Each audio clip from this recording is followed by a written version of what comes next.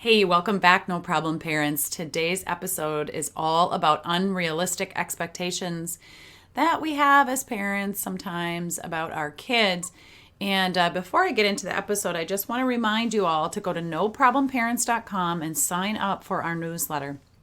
When you do that, you're going to get a free download right away on the Make It Right technique, which can be used really for ages 3 or 4, all the way up to, the adults, using it yourself as an adult.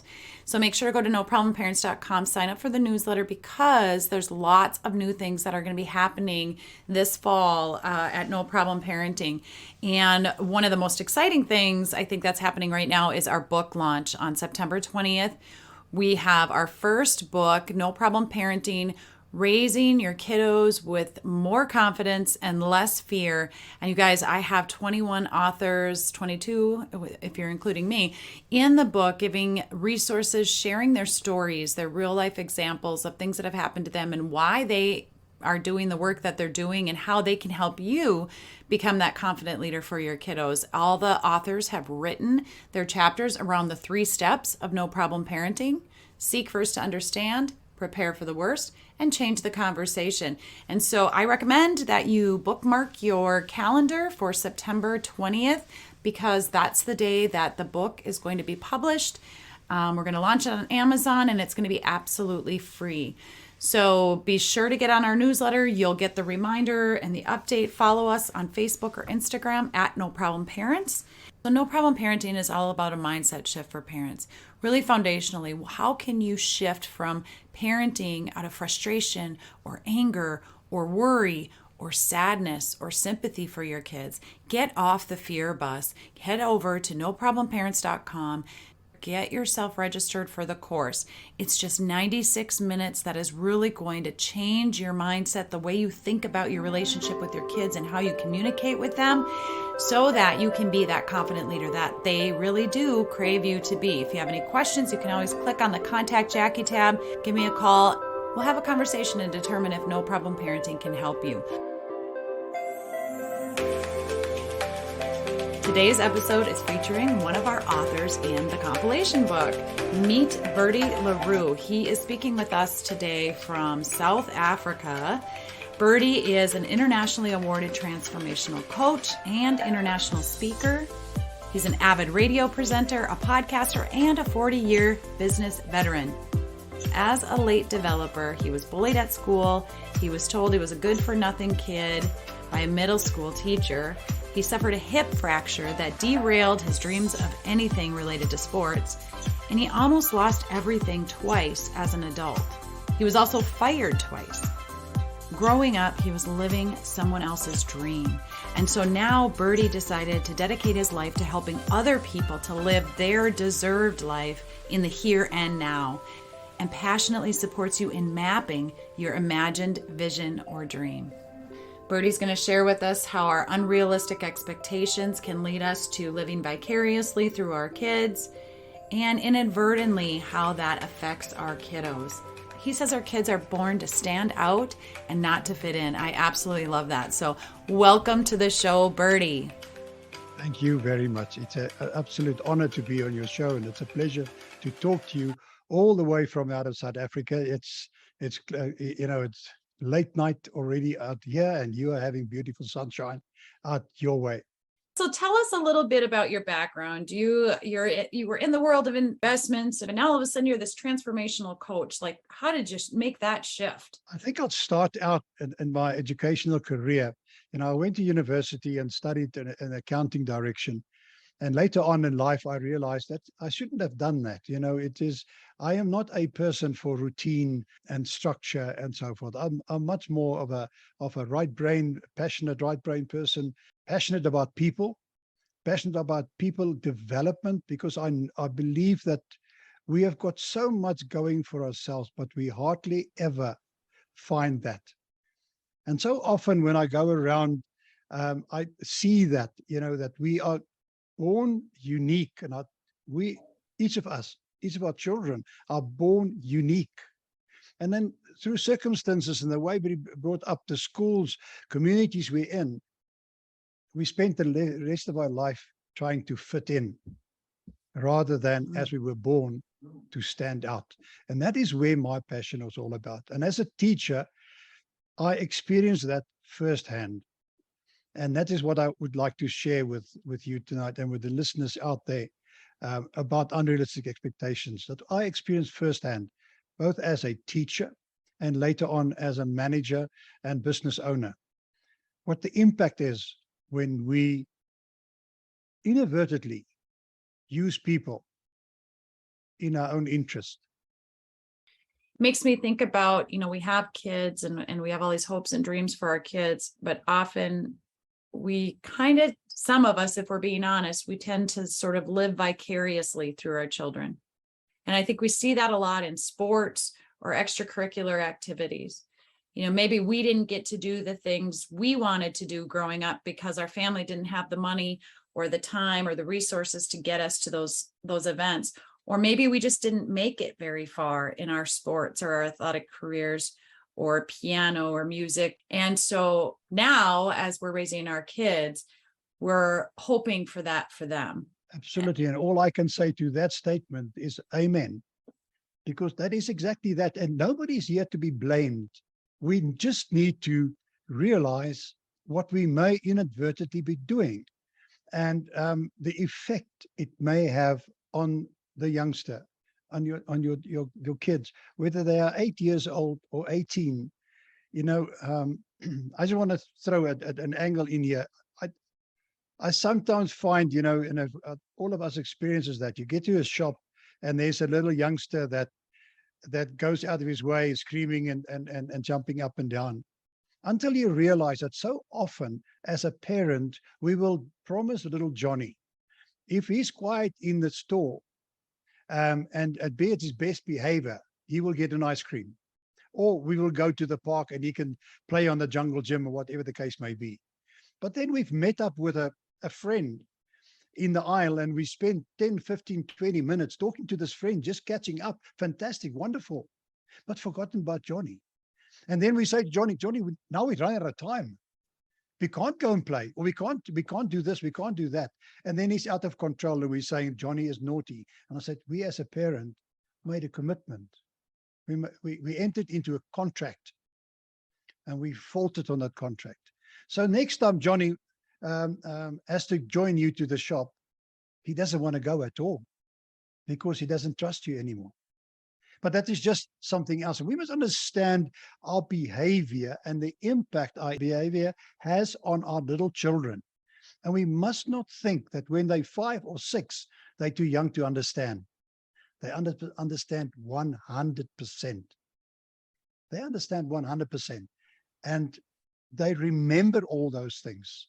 And unfortunately, they talk about transactional analysis in psychology, is everything that we learn, we make a tape of, because we make a tape in terms of our learnings and our response. And we put that tape in a subconscious mind. If that situation happens again, then we just play the tape and we respond accordingly. And it might be a wrong thing, because the brain is a wonderful thing. You can't feed it negative things. You just feed it anything, whether it's negative, positive, it doesn't distinguish. And that is why I'm so passionate about this whole concept of unrealistic expectations. We must understand how influential we as parents, and for that matter, vitally important as teachers are. The role we play in creating those tapes that they store and they play them in the future. Crucial. And then we can't blame them, but often we do. They respond in ways that we say, that is not right. Where did they learn that? This is so important, Bertie, and I'm so happy to have you on, because as adults, because we finally are adults and we get to be in control, we often think that we can control our kids and they just have to do as we say, not as we do. And I don't say that frivolously or lightly, but if all the listeners today really think about what are the messages, what are the things you're saying to your kids, telling the expectations you have on them. And your example in the grocery store is absolutely perfect. You make a promise to your kid, if they behave, they're going to get something or some sort of reward, which, first of all, if you're not going to be able to follow through, just don't even make that promise. Just set the expectation. We're going to the store. We need to get groceries. You'll need to be patient with me, right? While we're there. I don't want to be here either, but we need to get this done. But if you do set a reward, if you do make a promise or a commitment to your child to do something, you must follow through. If not, you're not believable, right? So do as I say, not as I do. This happens so often. I also love that you're not only bringing it up for us parents, but also teachers, school systems, daycare centers, any place that works with kids. When you send a message about your rules or expectations, your mission, your vision of the school, of the daycare, you say all those beautiful words and you have this great message you're sending to the kids about how wonderful your program is or whatever it is, but you don't actually walk the talk. The kids, like you say, even at 5, they see it, they get it. And it is Absolutely silly for us as adults to think that, oh, we're just looking good, we're looking so great with our peers, pretending that we have this wonderful program or this wonderful household, and we're really not living up to the expectations, the morals, the mission, the vision, whatever it is that we have set and that we continue to, sing our own praises about. So talk about that a little bit, Bertie. I can just think of a couple of examples where kids have actually said to me, well, why do I have to do it? The adults don't do it. you're so right. And as I say, I'm a grandfather, and I've got a 3-year-old and a 5-year-old, and I mean they are sharp as you can get. It is a matter of the monkey see, monkey do, and it's not just from parent now to child. It is from the older child to the younger one. Mm-hmm. And I mean, they learn. They're like sponges. They just absorb. They just absorb from early life. They absorb, and when the conversations come out, and you sit. Sometimes you're aghast about a kid of that age that can have that logic, but they learn it somewhere. They learn it from us, and we are so grateful that we can actually be part of that development. That's where we need to be cautious about what we do and how we do it. I'd like to talk here, Jackie, a little bit about whole brain thinking, because as a practitioner, I'm a Netling a whole brain instrument practitioner, and what it's all about, it's the ability to understand that we are left and right brain, born that way, and it's unique. You don't change those quadrants that you're born with in terms of, and then because you're left and your right brain, how you absorb experiences, learnings, it's totally different. And I often get parents that tell me about the kids, and then they tell me, let's use an example, little Johnny and Mary. Is when the sun is out there, and the parents want the kids just out of their house, so they just want to relax. Mary's in the room. She's playing with the dolls, and she can't understand why Mary can't get out there. And she sometimes get angry and just chase Mary outside. Johnny is happy. He's all over the show, naughty as ever, and I mean getting dirty. Then they come back, and then they want them to go and study, to do their homework. Then little Johnny is still all over the show in his room. He doesn't want to do that. Mary is quiet, he's comfortable. And they don't understand that. And they try to say and instill the same rules on both of them. But the little Johnny is right brain, and little Mary is left brain. Organized, controlled. She studies by desk. She's in a room where she needs quiet. Johnny is all over the show. He can't study in his room because he wants chaos around him. He wants his family. He wants noise. He wants a TV. He's able to close himself off and study there. But that is the atmosphere he requires as a right brain versus left brain. Parents start trying and control that. We are absolutely born that way. And as you grow older, you learn certain skills. When the kids are young, we just do an analysis and we can say they left or right brain.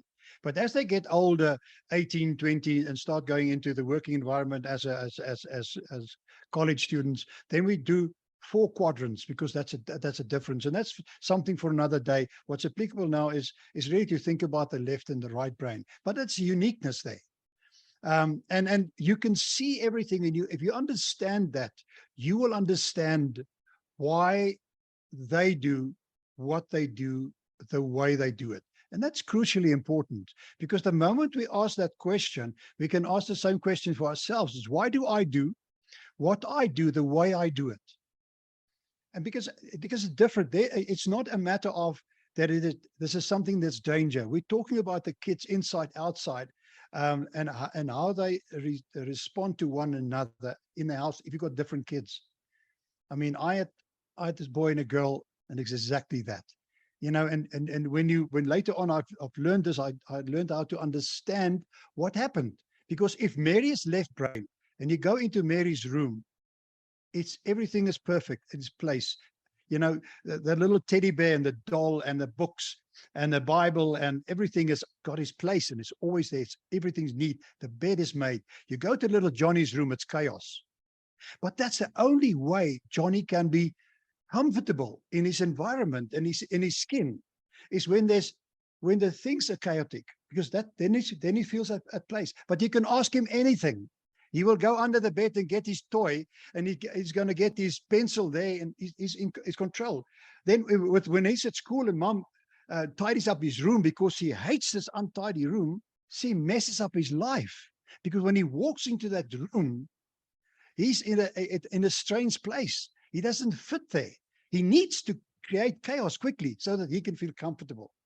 And the same happened if he then were to go to little Mary's room and just play with his sister, just communicate or share with his sister. What will he do? He will move things around, because the moment he can create a little bit of chaos there, he can be comfortable there. If he's in that area where everything is controlled and neat and in place, he cannot relax because he's not comfortable. We must understand as parents, and that's where the unrealistic expectations come from. The one thing is, we should not live our youth through our old children. We are not fair to them. Let them be child. Let them experience the playfulness and the good and the bad and the ugly of being a youngster, being a teen. Let them go through that. It's so important. None of us are born and then we run. We are born and then we manage to slide on our bum, and then we start crawling, and eventually we stand up, and then we start walking. That is the process. And our kids need to be brought up in the same way, that they can find their own world and experience it. As a parent, my responsibility is to keep them safe, but allow them space. Okay, we keep them safe, but allow them space to be themselves, to develop and grow. And if I understand the concept of the whole brain thinking in terms of myself, why I do what I do, the way I do it, I can understand the moment I enforce what is good for me, how I would have done it and how I think about it onto my children, that I could create conflict, because I create discomfort in their area. I must find out which buttons I must press on my children to get the right response. And that means I need to understand how they think. Yeah, that is really good. This begins with the parent, right? We need to understand what our buttons are too. Step one in no problem parenting is seek first to understand, why is my child behaving the way they are, misbehaving or behaving the way they are. First, we need to understand, why am I responding the way you are or reacting the way you are? And that's one of the things that you do really well when you meet with parents, is to help them figure out not just their why, like their purpose and what they're interested in and all that, but why they tick the way they tick. Yeah, that's a starting point.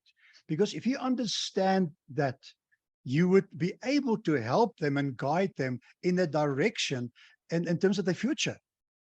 Because I mean, my preference thinking, if I'm a right brain person, and you were spot on, I'm an emotional person.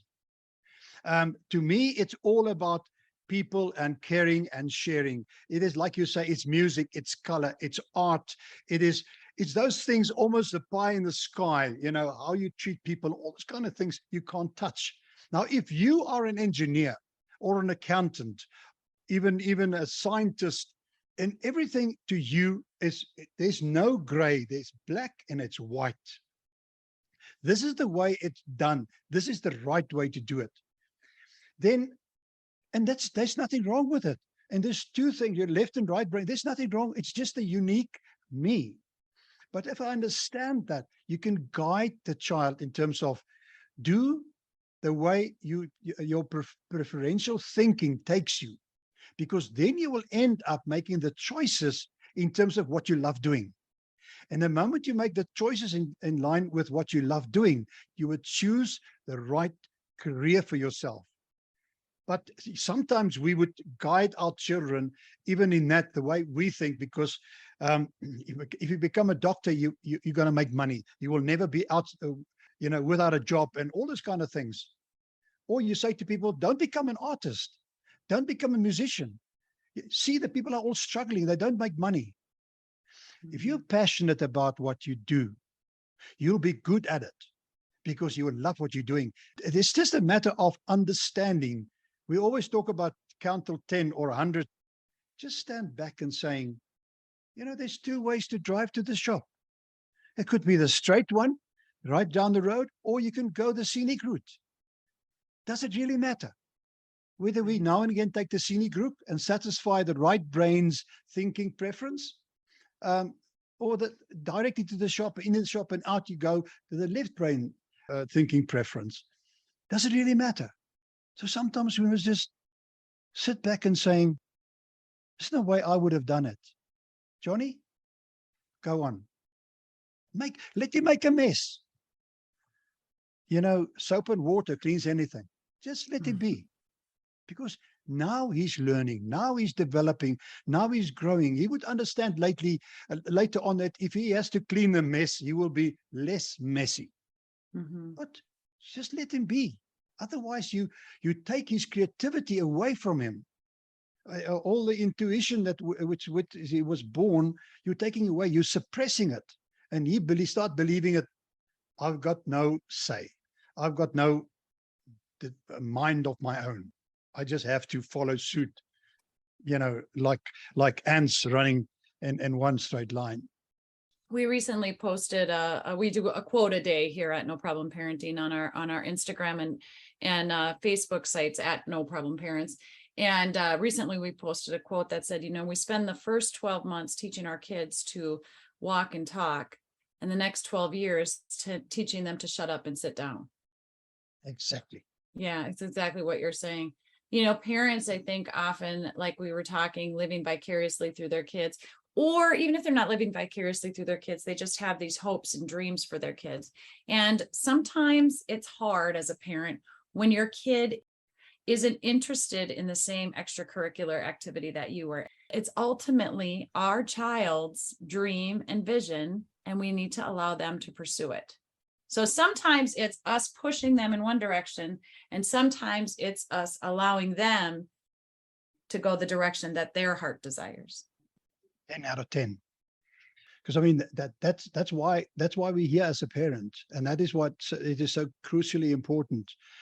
You using an example of your own life. I often get asked about my own kids, what we've done.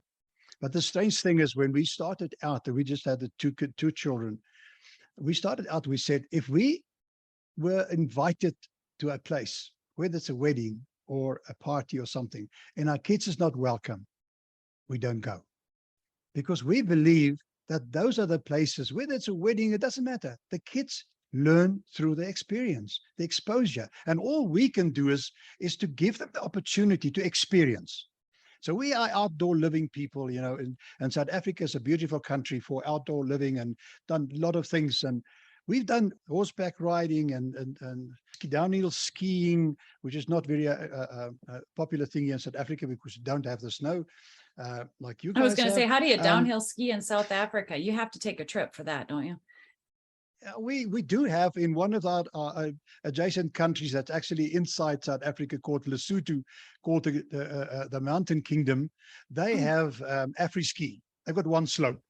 Now, you would understand that at one slope, it probably takes me about 1-2 minutes to get down to that. And if you go to Austria and Switzerland, and you get kilometers of slope, be that as it may. But what we've done, we've really taken our kids everywhere. And they've gone with us overseas, local. We go quad bike riding, hiking, all those kind of things. Not forcing them into it, just phasing them into it, let them experience, so that they can make up their mind to say, I like this, I like that. And that is crucially important. Now, we had the opportunity here because of our country. But that is what we need to do in any place where we have. Expose your children, but not your wishes onto the Dutch. The left brain will prefer single kind of sport. He would take on athletics, for example, because that's an individualized sport, tennis, something. But the right brain prefers team sport, because you want to interact with people. You want to feel people as part of it. And that's, and all of those kind of things. That's why it's so challenging. And my heart goes out to teachers. I know when I was there, if you've got 30 children in your class, you've got 30 individuals with unique thinking preferences. Yes, they may be left, yes, they may be something right, and you can do that. But for you as a teacher to understand, the left brain is not necessarily the intelligent guys, and the right brain, neither are they the intelligent guys. Some learn quickly because you are busy with a subject that they can see and experience, and within 5 minutes they've hit it, they know it, understand it, and then the teacher continue to try and get the others on the wagon as well. So the teacher's got a challenge now to understand the concept of whole brain thinking and understand the differences and teach them accordingly how they think. And I can go on for hours on this subject, Jackie, so you must stop me there. But I'm just saying. No, this is really interesting. So important. I do want to segue into that. You're a practitioner for this whole brain thinking. Tell us more about that, because you're talking the left and right brain, and I get all of that. But in my head, I go, yeah, but what about those kids with dyslexia? What about the kids with a mental health diagnosis? What about, is it just as simple as it's a left brain and a right brain, or how does all that other stuff, the learning different abilities and the mental health, how does that work with this?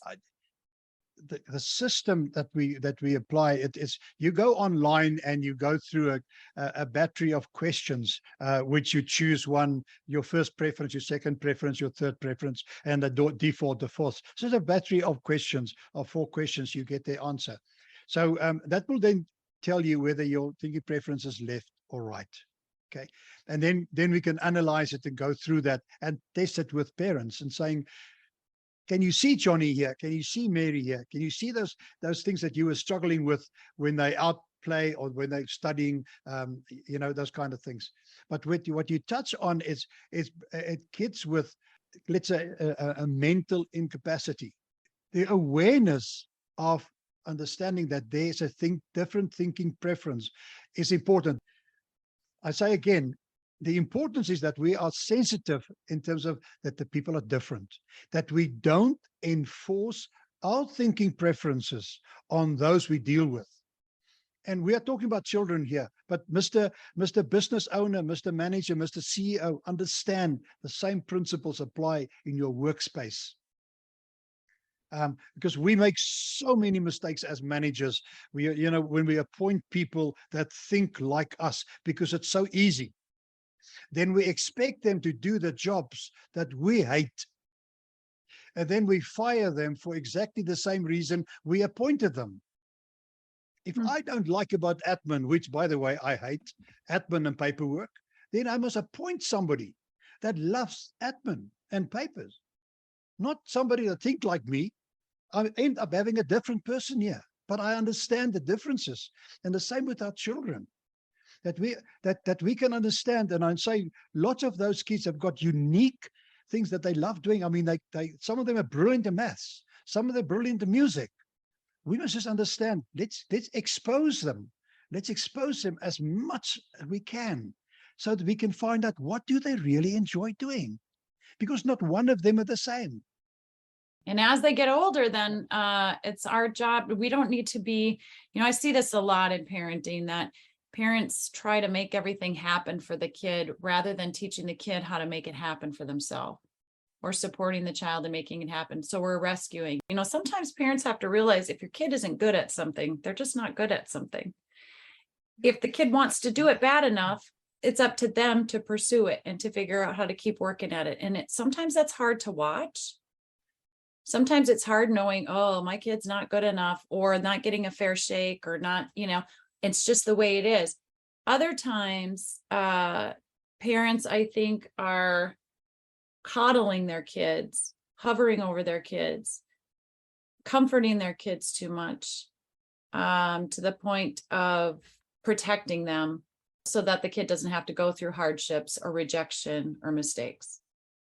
And that's what we think. But we are actually, again, doing an injustice. I'm smiling on this end because my son had a friend. He's an absolute brilliant guy. He must have an IQ of 145, 150. As a kid, was absolutely brilliant at school. And he liked to come and visit Ewald over here. But when he comes visiting, the first thing they do when he arrives here, he undresses and he puts Ewald's clothes on. And then they go out in the garden and they go and play. And then something like half an hour or 40 minutes before his mother's due to pick him up, they come in and they wash up, clean up, and then he dresses up again. And then he goes back this, and his mother's all happy. He loved coming here so that he can get dirty in the mud. His parents doesn't allow that. Mm-hmm. It is not part of them. He's brilliant. He must study. He's all the time. And I'm saying it's not fair to your kid. So we were naughty, but never did something wrong. But the kid just loved to come here because here it's open season. Go out there, do what you like. Trampoline, swimming pool, jungle gym, trees. Just do what you like. Right. Make a fort out of the furniture in the living room and have blankets and have things all strewn. Some people aren't comfortable with mess. Yeah. Yeah. So it is just, that's the way we must allow our children to play. Because I say again, that's how they will learn and understand what they love doing. Yeah, this is so good. We only learn through experience. Book knowledge, TV knowledge, it doesn't help much. We learn through experience. And then we expand it and we understand, why do I do what I do the way I do it? So I understand that, when you choose a friend, a mate, we understand how, differences can also attract. We understand it, we appreciate it. And at the end of the day, those kind of exercises cost you very little. It doesn't help you give little Johnny $50, $100 and send him off to the mall. And I say, I'll pick you up in 2 hours because you quickly want to go and spend some time with your friends. You're doing nobody a favor. Good point. Very good point. Well, this has been really helpful. We need to take a look at our unrealistic expectations as parents, teachers, coaches, whoever it is, right? Any of the adults that are responsible for leading kids, leadership of kids. And then also understanding this whole brain approach. Dr. Kubert Neetling studied under a professor in America, Professor Paul Torrance. Kubert has now got a couple of degrees, doctorates under his band. And I think that comes about, I would say it's about 30, 40 years that started out studying creativity and creative thinking, and then expanded into the whole brain thinking. And so it's come a long way. And interesting enough, there's a lot of people that swear by it nowadays, as even a way of identifying who to appoint into which position in the organization. Get rid of the square pegs in the round holes. Let's get the round holes, the round pegs in the round hole. And it's not so complex. And I would like to offer the listeners out there an opportunity to get to know more about it by visiting my website and making contact with me, and I can take them through this. Yeah, that's great. So we're going to put a link in the show notes. What you're going to do is click on that link. It's going to bring you to Bertie's contact page. You're going to put your name, your email, the subject, and you're going to want to put in whole brain thinking for the subject. That way Bertie will know that that's what you're interested in learning more about. Send him a message. You can let him know you came from the No Problem Parenting podcast. That would be nice too. They'll schedule that with you. You will send them the assessment. Is that how that works? I'll send them a code. They do the assessment, and then I send them the report. And I would love to spend some time, and I'll offer them a 30-minute Zoom or Teams call to discuss it with them. Okay. So, and how long does the assessment take?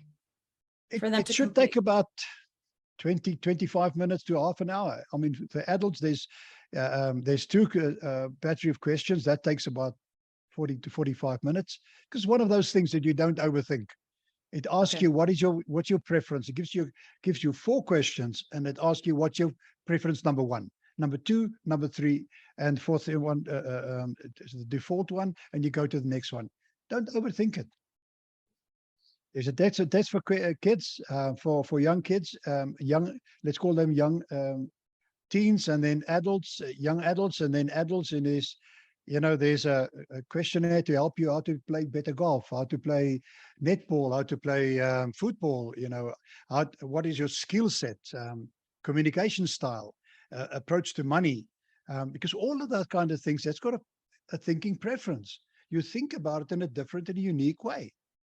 And there's a profile. This net and brain instruments are available in 38 countries in the world. So, if a parent contact me, I may even put them in touch with somebody out in your area, in your state, in these states. So it is quite well known. And like I say, I can talk about this subject for hours because it's so important and there's so many angles to it. We know that everything we do starts with a thought. And my thinking is my preference. And your thinking is your preference. So everything starts with a thought, and it guides you to whatever you want to do. So we look at the same picture and we come to a different conclusion because of the way we think. That is so good. Thank you, Jackie. So I'm also really excited, Bertie, because you are going to be one of the authors in our first compilation book here at No Problem Parenting. The book is called No Problem Parenting, Raising Your Kiddos with More Confidence and Less Fear. It's coming out this September, and you are actually writing a chapter in that book. I'm excited about it. And I hope those that read the chapter will get learning experiences from that, because all we need to do is be aware about our differences. We seek first to understand. That is step 1 in No Problem Parenting. Absolutely. Thank you so much again, Bertie, for being with me today. Lovely to spend time with you. I loved every second of it. Thank you very much for the invite. Thank you for tuning in to the No Problem Parenting podcast. Join Jackie next time for more tips, tools, and resources that will help you become the confident leader your kids crave you to be. Who do you know that we could support on their parenting journey? Like this podcast, subscribe, share, or leave a review of the show. Your support of the No Problem Parenting podcast pays it forward and helps us help more families.